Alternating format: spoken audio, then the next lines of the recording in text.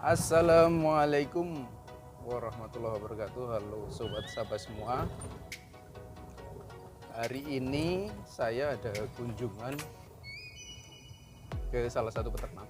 Jadi memang informasinya di sana ada sedikit problem mengenai kandang klososnya mereka. Nah, jadi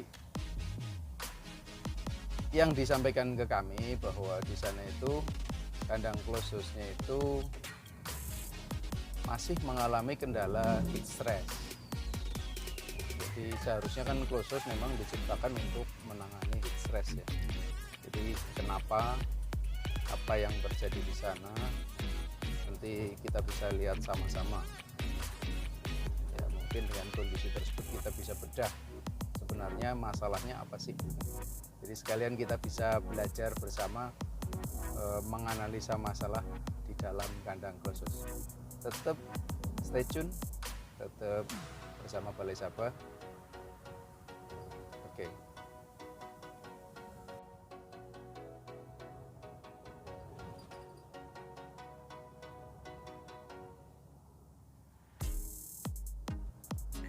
Sobat, kita udah sampai, kita coba masuk. Selain karyawan dilarang masuk, bagus. Ini sudah biosecurity sederhana, pakai semprotan. Kandangnya terlihat bagus dari luar, nanti kita cek coba ke dalam. Di sisi kiri ini ada gudang, kantor ya.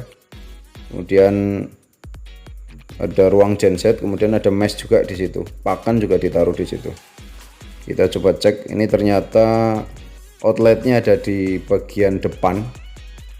Sekilas kita bisa lihat ini menggunakan exhaust fan tipe box shutter nako ya.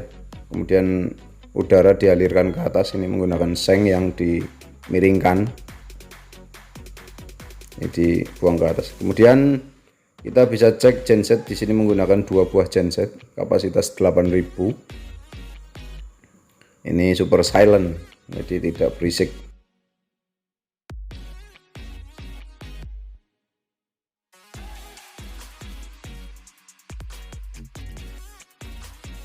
Kemudian ini di tembok sudah terpasang panel, ada panel lampu, kemudian panel kipas.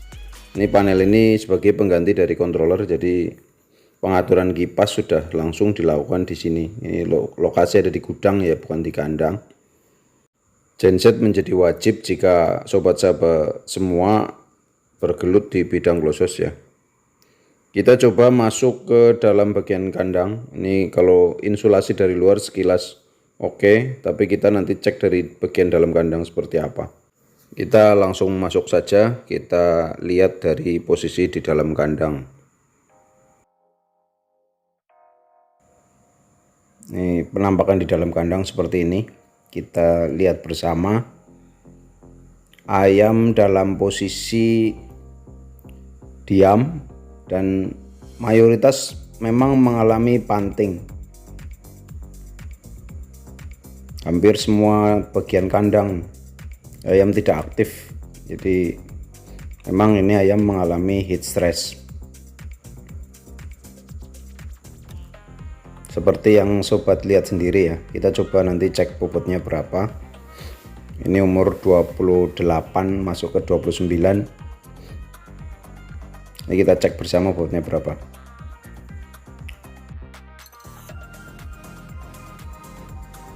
Ayam mengalami panting semua.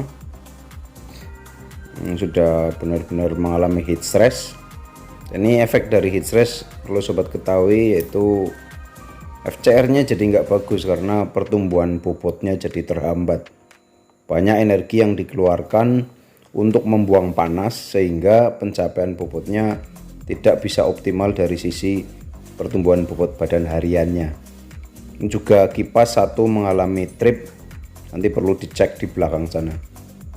Kalau lihat dari sisi bahan bangunan, ini menggunakan kayu balok, kayu kotak ini dari pohon kelapa sampai ujung ya semuanya.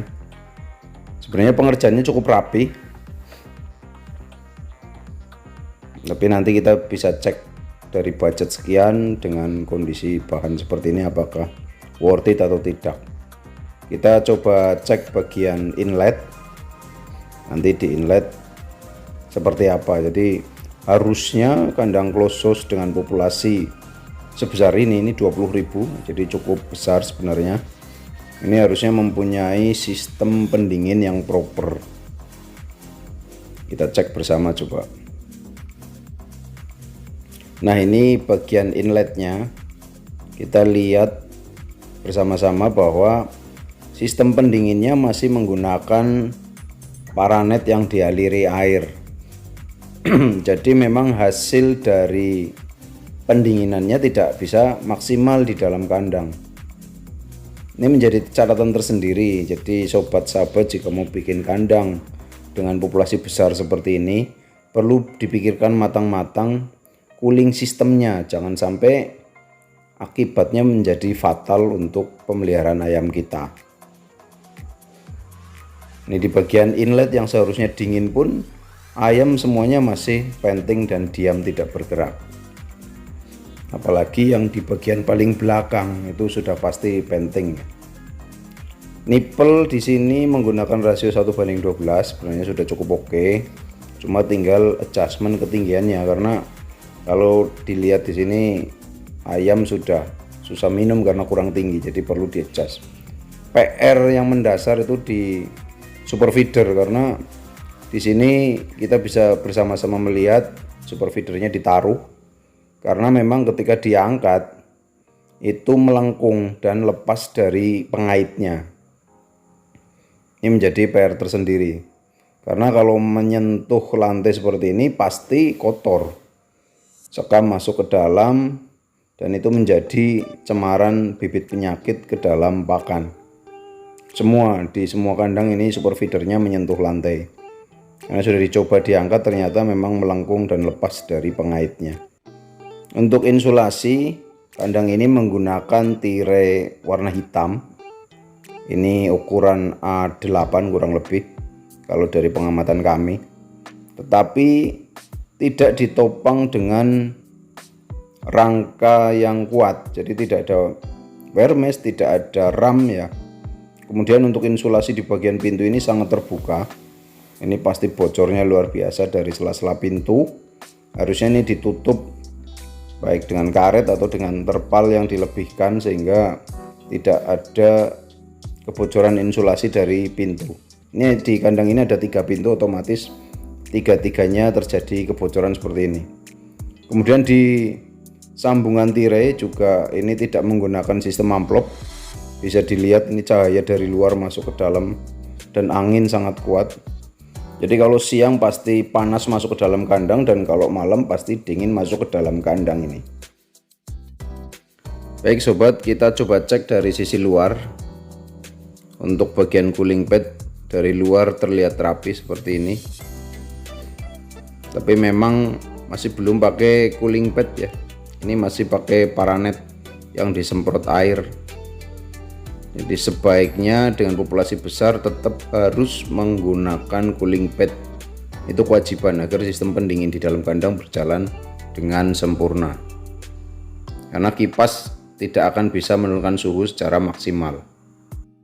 Kemudian di bagian paling belakang ini digunakan untuk gudang sekam sebagai stok cadangan, jadi tidak sampai kekurangan sekam.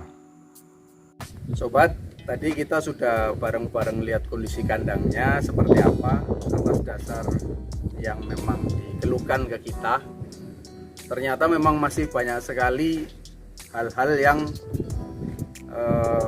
menyalahi konsep ventilasi, sehingga tujuan closed house yang tadinya bisa mendinginkan kandang atau menciptakan suhu dan kelembaban di dalam kandang yang dibutuhkan oleh ayam dengan ventilasi dan cooling system, tetapi karena problem yang ada ini sehingga capaian suhu dan kelembaban itu tidak bisa maksimal. Kalau informasi di lapangannya, kandang tadi itu dibuat dengan budget kisaran 1,5 M. Kalau melihat konstruksi yang ada, ini seharusnya di bawah 1 M. Nah, ini di sini perlu, semisal Sobat Sabah mau membuat kandang atau membangun kandang atau mau upgrade, perlu untuk belajar dulu kebutuhan konsep ventilasinya itu seperti apa, insulasinya seperti apa, cooling sistemnya seperti apa, kebutuhan kipasnya seperti apa, equipmentnya seperti apa, sehingga tidak terjadi problem di kemudian hari. Nah, itu perlu dipelajari sebelum kita membangun atau mengupgrade kandang, sehingga tidak terjadi kekecewaan di belakang. Pelajari sebelum berinvestasi. Mungkin itu dari kami, dari Balai Sabah. Mudah-mudahan videonya bermanfaat. Tetap stay tune di Balai Sabah, share, bagikan ke rekan-rekan peternak yang lain. Terima kasih, salam sehat.